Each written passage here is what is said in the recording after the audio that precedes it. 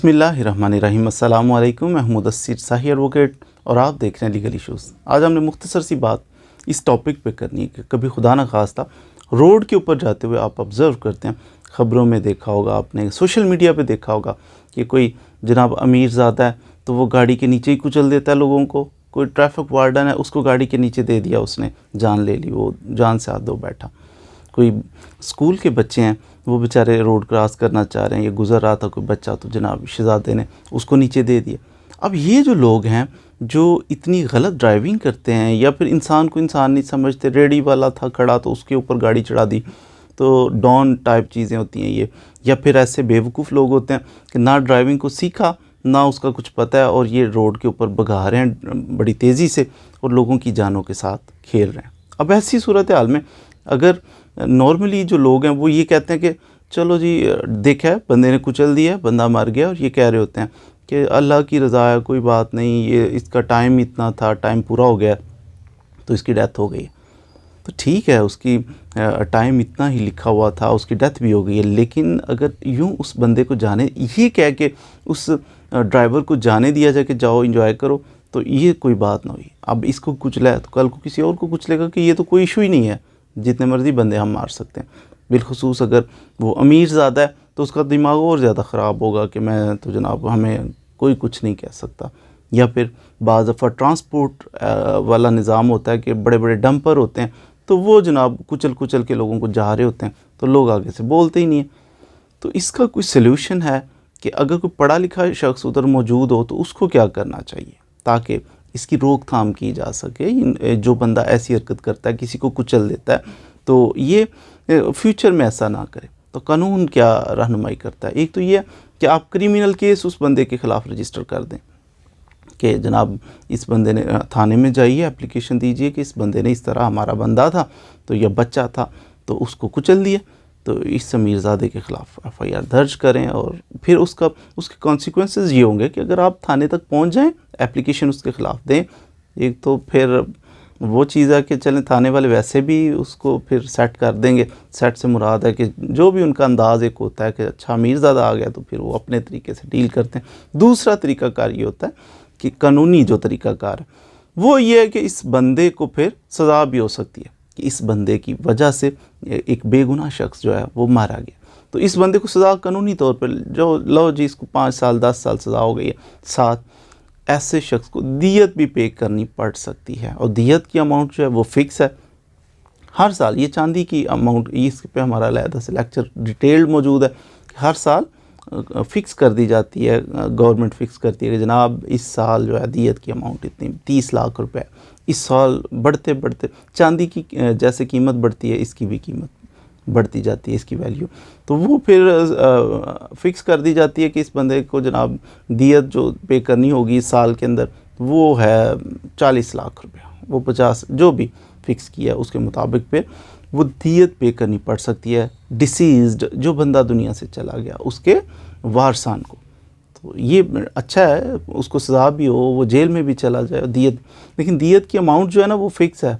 इसे एक यानी 20-30, अगर आप समझते हैं कि ये बंदा जो दुनिया से चला गया है इसके डैमेजेस क्लेम किए जा सकते, सिविल कोर्ट के अंदर एक दावा कर दिया जाए स्पेसिफिकली, इसको एक कानून भी डील करता है। कानून है ना फैटल एक्सीडेंट एक्ट 1855। अब आप हैरान होंगे कि 1855 का कानून पाकिस्तान बनने से पहले, जी हाँ 1855 का फैटल एक्सीडेंट एक्ट है, तो ये अभी तक भी मौजूद है, तो इम्प्लीमेंट भी होता है इस पर, बल्कि कुछ ना कुछ फ़ैसले भी हुए हैं और कोर्ट्स ने ग्रांट किया है, डैमेजेस ग्रांट किए हैं। वो कोर्ट देखती है कि मिसाल के तौर पर देखिए जी, अगर एक बंदा पढ़ा लिखा है, वो 12 लाख रुपया सैलरी, उसकी जॉब की नेचर इस तरह की है, 12 लाख रुपया वो सैलरी ले रहा है। अब ये बेचारा रोड साइड पे गुज़र रहा था, तो अमीरज़ादे ने जनाब कुचल दिया। अब इससे भी बड़ा अमीरज़ादा था या कोई ऐसा बेवकूफ़ था, उसने कुचल, ये कितना बड़ा लॉस है। इस सूरत हाल में फिर डैमेजेस का सूट फाइल किया जाएगा, देखा जाएगा कि लॉस कितना हो गया इस फैमिली को। उसके 6 बच्चे थे, तो वो बच्चे स्कूल जाते थे, ये अर्न करता था, उनके सारे एक्सपेंसेस अच्छे स्कूलों में पढ़ रहे हैं, मामलात कर रहे हैं। अब बेवा और बच्चे, इनका पुरसाने हाल कोई भी नहीं।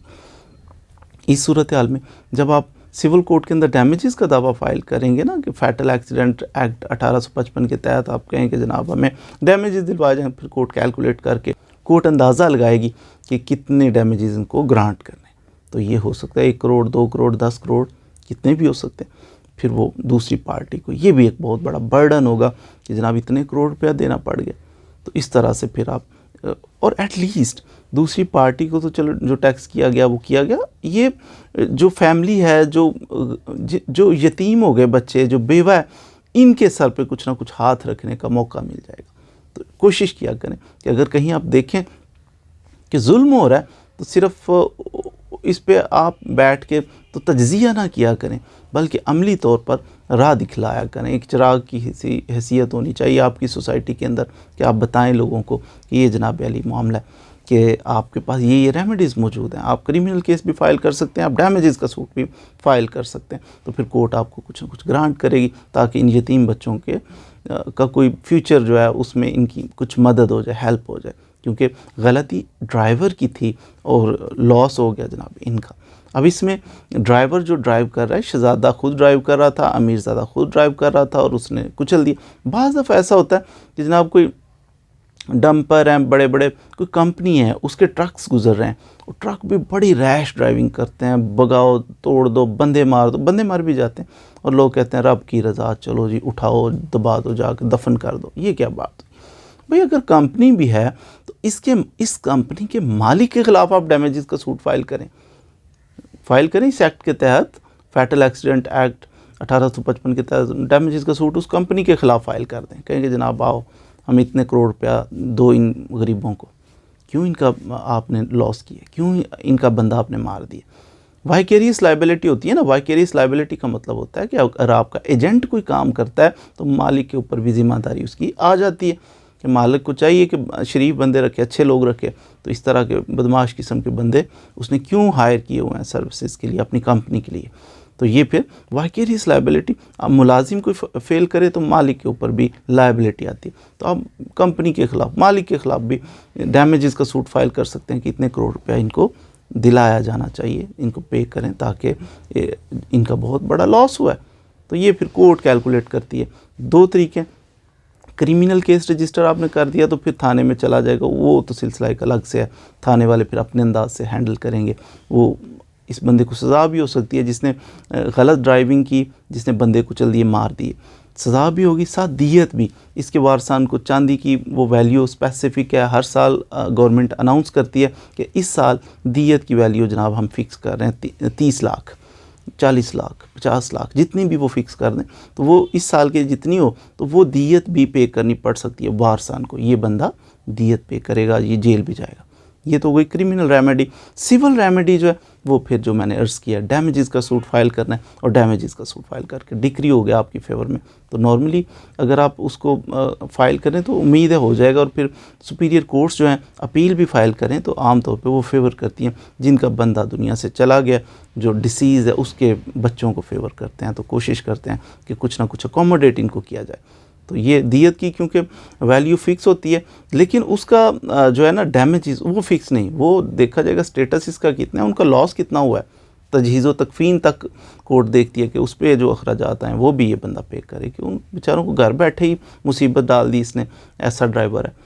तो उम्मीद है आपने आज कुछ ना कुछ ये जो ड्राइवर हजरात हैं जो गलत ड्राइव करते हैं उनके बारे में कुछ ना कुछ सीखा होगा कि जो गलत ड्राइव करते हैं उनको किस कदर, ये दोनों पार्टीज़ को मैं समझा रहा होता हूँ। एक तो जिनका लॉस हो जाता है, जिनका बंदा मर गया, जिनका बच्चा मर गया, उनको अर्ज़ कर रहा हूँ कि आपके पास क्या क्या रेमेडीज़ हैं। साथ में डरा भी रहा होता हूँ उन लोगों को जो गलत ड्राइविंग करते हैं, जो हीरो बने होते हैं, डॉन बने होते हैं, या फिर जो ऐसे शख्स हैं जिनको जो बेवकूफ़ हैं, जो ट्रेनिंग नहीं लेते, ड्राइविंग की ट्रेनिंग किसी से नहीं ली इन्होंने, और ये ड्राइवर सड़कें भरी पड़ी। दोनों को तंबीह कर रहा होता हूँ कि जनाब अगर आपसे एक्सीडेंट हो गया, कोई बंदा नीचे आ गया तो आप फिर बहुत बुरी तरह फंस जाएंगे, जेल की हवा भी खाना पड़ेगी, दियत पे करना पड़ सकती है, डैमेजेस आपको पे करना पड़ सकते हैं। तो अपने आप को मुश्किल से बचाने के लिए कोशिश करें कि ड्राइव जब भी करें तहम्मुल के साथ, सब्र के साथ, अच्छे तरीके से, आसान अंदाज के साथ करें। हो सके तो सीख के करें। तो मज़ीद वीडियोज़ के लिए हमारे साथ भी रहें। Thank you very much.